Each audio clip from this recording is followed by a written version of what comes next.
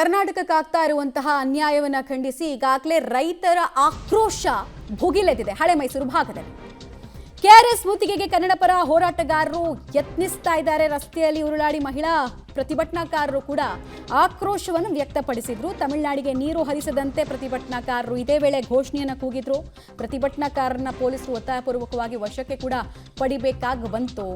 ನಮಗಾಗ್ತಾ ಇರುವಂತಹ ಅನ್ಯಾಯವನ್ನು ತಡೆಯೋದಕ್ಕಾಗ್ತಾ ಇಲ್ಲ, ಸಹಾಯಕರಾಗಿದ್ದೀವಲ್ಲ ನಾವು ಅನ್ನುವಂತಹ ಸಿಟ್ಟು ಕನ್ನಡ ಪರ ಹೋರಾಟಗಾರರಲ್ಲಿ ಕಾಣಿಸ್ತು.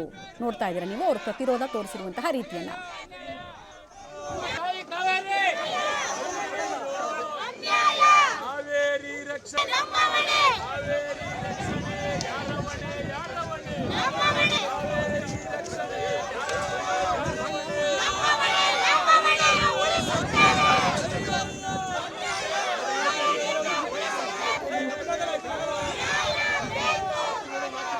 ನಮ್ಮ ಮುಖ್ಯಮಂತ್ರಿ ಡಿ.ಕೆ. ಶಿವಕುಮಾರ್ ಅವರಿಗೆ ನಾವು ಒಂದು ಮನವಿಯನ್ನು ಮಾಡ್ಕೊಳ್ಳೋದಿಷ್ಟೇ. ಇಡೀ ಕನ್ನಡಿಗರು ನಿಮ್ಮ ಜೊತೆಲಿದ್ದಾರೆ, ಸರ್ವಪಕ್ಷ ನಿಯೋಗನೂ ಕೂಡ ನಿಮ್ಮ ಜೊತೆಲಿದೆ. ಯಾವುದೇ ಕಾರಣಕ್ಕೂ ನೀರು ಬಿಡಲ್ಲ ಅನ್ನೋದನ್ನು ಶಪಥ ಮಾಡಬೇಕು. ಸನ್ಮಾನ್ಯ ಡಿ.ಕೆ. ಶಿವಕುಮಾರ್ ಅವರೇ ನೋಡಿ, ಸನ್ಮಾನ್ಯ ವಿಜಯ್ ಅವರು ಯಾವ ರೀತಿ ಅವರ ರೈತರಿಗೆ 3ನೇ ಬೆಳೆಗೆ ನೀರನ್ನು ಕೇಳ್ತಾ ಇದ್ದಾರೆ, ನೀವು ಕುಡಿಲಿಕ್ಕೆ ನೀರನ್ನು ಕೇಳ್ತಾ ಇರೋದು. ಯಾವುದೇ ಕಾರಣಕ್ಕೂ ಇದಕ್ಕೆ ಆಸ್ಪದವನ್ನು ಕೊಡಬಾರ್ದು. ನಮ್ಮ ರೈತರ ಮೇಲೆ ಬರೆದಿರ್ತಕ್ಕಂಥ ಮರಣ ಶಾಸನ ಅಂತ ತಿಳ್ಕೊಂಡು ನೀವು ರೈತರು ಪರವಾಗಿ ನಿಂತ್ಕೋಬೇಕು.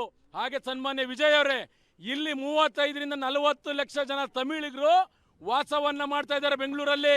ನಮಗಿಂತ ಹೆಚ್ಚಾಗಿ ಕಾವೇರಿ ನೀರನ್ನು ಬಳಸ್ತಾ ಇರೋರು ಅವರೇ.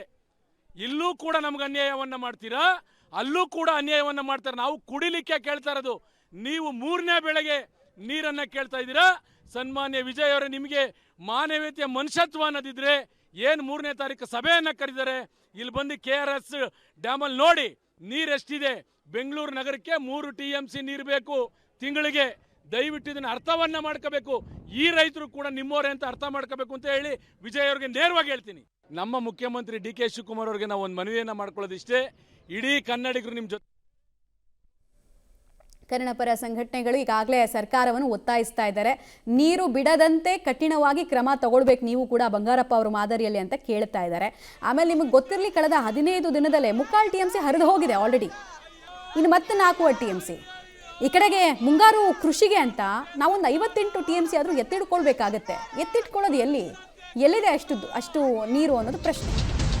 ಇದು ಜಸ್ಟ್ ಒಂದು ಸ್ಯಾಂಪಲ್ ನಂಬರ್ ನಿಮ್ಗೆ ಹೇಳಿದ್ ನಾವು. ಈ ಥರ ತುಂಬ ವಿಚಾರಗಳಿದ್ದಾವೆ ಟೆಕ್ನಿಕಲಿನೇ. ಬರದ ಮಧ್ಯೆ ತಮಿಳುನಾಡಿಗೆ ಕಾವೇರಿ ನೀರು.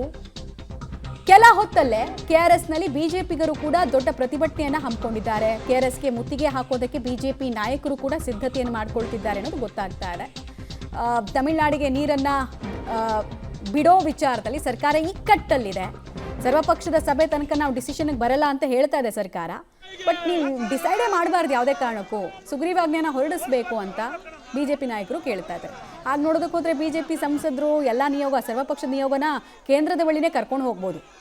ಹಿಂದೆಲ್ಲ ನಾವು ನೋಡಿದ್ದೀವಿ, ಪ್ರಧಾನಿಗಳು ಯಾವಾಗ ವಿಪರೀತವಾಗಿ ಬರಗಾಲ ಒಂದು ರಾಜ್ಯವನ್ನು ಕಾಡಿದಾಗ ಇನ್ನೊಂದು ರಾಜ್ಯಕ್ಕೆ ಮಾನವೀಯತೆ ನೆಲೆಗಟ್ಟಿನಲ್ಲಿ ನೀವು ನೀರು ಬಿಡಬೇಡಿ ಅಂತೆಲ್ಲ ಇನ್ಸ್ಟ್ರಕ್ಷನ್ ಕೊಟ್ಟಿದ್ದಾರೆ. ಅದನ್ನು ಮಾಡಿಸ್ಬೋದಪ್ಪ. ಡೀಟೇಲ್ಸ್ ಕೊಡ್ತಾರೆ ರೋಹಿತ್ ನೇರ ಸಂಪರ್ಕದಲ್ಲಿ. ರೋಹಿತ್, ಈಗ ಮುತ್ತಿಗೆ ಹಾಕುವಂತಹ ಯತ್ನ ಯಾರ ನೇತೃತ್ವದಲ್ಲಿ ಆಗುತ್ತೆ? ಎಷ್ಟು ಜನ ಜಮಾಯಿಸಿದ್ದಾರೆ? ಹೇಗಿದೆ ಪರಿಸ್ಥಿತಿ? ಮಮತಾ, ಬಿಜೆಪಿಯ ರಾಜ್ಯಾಧ್ಯಕ್ಷರಾದಂತಹ BY ವಿಜೇಂದ್ರ ಅವರ ನೇತೃತ್ವದಲ್ಲಿ ಈ ಒಂದು KRS ಮುತ್ತಿಗೆ ಹಾಗೂ ಪ್ರತಿಭಟನೆ ನಡೆಯುತ್ತಿದ್ದು, ಈ ಒಂದು ಪ್ರತಿಭಟನೆಗೆ ಮಾಜಿ ಮುಖ್ಯಮಂತ್ರಿಗಳಂತಹ ಯಡಿಯೂರಪ್ಪ ಅವರು ಕೂಡ ಆಗಮಿಸಲಿದ್ದಾರೆ. ಜೊತೆಗೆ ಹಲವಾರು ಬಿಜೆಪಿ ನಾಯಕರು ಕೂಡ ಬರಲಿದ್ದಾರೆ ಅನ್ನೋದು ಕೆಲವೇ ಹೊತ್ತಲ್ಲಿ ಬರ್ತಾರೆ. ಆ ನಿಟ್ಟಿನಲ್ಲಿ ಪೊಲೀಸ್ ಇಲಾಖೆಯಿಂದಲೂ ಕೂಡ ಸಕಲ ಸಿದ್ಧತೆಗಳು ಕೂಡ ಮಾಡ್ಕೊಳ್ಳಲಾಗಿದೆ. ಅಂದರೆ ಭದ್ರತೆಗೆ ಹಾಕೊಳ್ಳುವಂಥವರೆಲ್ಲರೂ ಕೂಡ ಹಾಕೋಕ್ಕೂ ಮುಂಚೆ ಅವರನ್ನು ಹೇಗೆಲ್ಲ ಕಡಿವಾಣ ಹಾಕೋ, ಈಗಷ್ಟೇ ಕೂಡ CT ರವಿ ಅವರು ಕೂಡ ಬಂದಿದ್ದಾರೆ, ದೃಶ್ಯದಲ್ಲಿ ಗಮನಿಸ್ತಾ ಇದ್ದೀವಿ. ಆ ನಿಟ್ಟಿನಲ್ಲಿ CT ರವಿ ಕೂಡ ಈ ಒಂದು ಹೋರಾಟಕ್ಕೆ ಬಂದಿದ್ದಾರೆ. ಜೊತೆಗೆ ಇತರ ಹೋರಾಟಗಾರರು ಕೂಡ ಅವರೊಟ್ಟಿಗೆ ಬರ್ತಾ ಇದ್ದಾರೆ.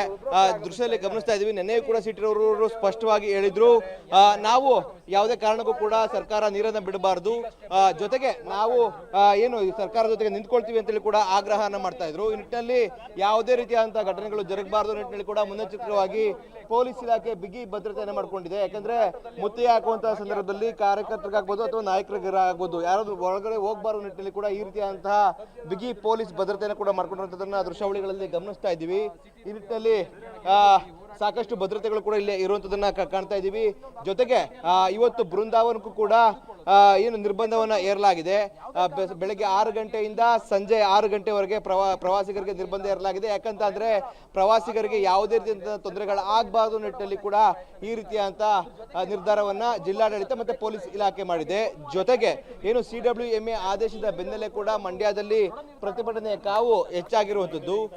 ಈ ನಿಟ್ಟಿನಲ್ಲಿ ಮಂಡ್ಯ ನಗರ ಸೇರಿದಂತೆ KRS ನಲ್ಲಿ ಕೂಡ ಸಾಕಷ್ಟು ಪ್ರತಿಭಟನೆ ಕಾವು ಹೆಚ್ಚಾಗಿದೆ. ಈ ನಿಟ್ಟಿನಲ್ಲಿ ಪೊಲೀಸ್ ಇಲಾಖೆ ಇಡೀ ಮಂಡ್ಯ ನಗರದಾದ್ಯಂತಲೂ ಕೂಡ ಇದೇ ರೀತಿಯಾದಂತಹ ಪೊಲೀಸ್ ಭದ್ರತೆ ಆಗಿರುವಂತದ್ದು.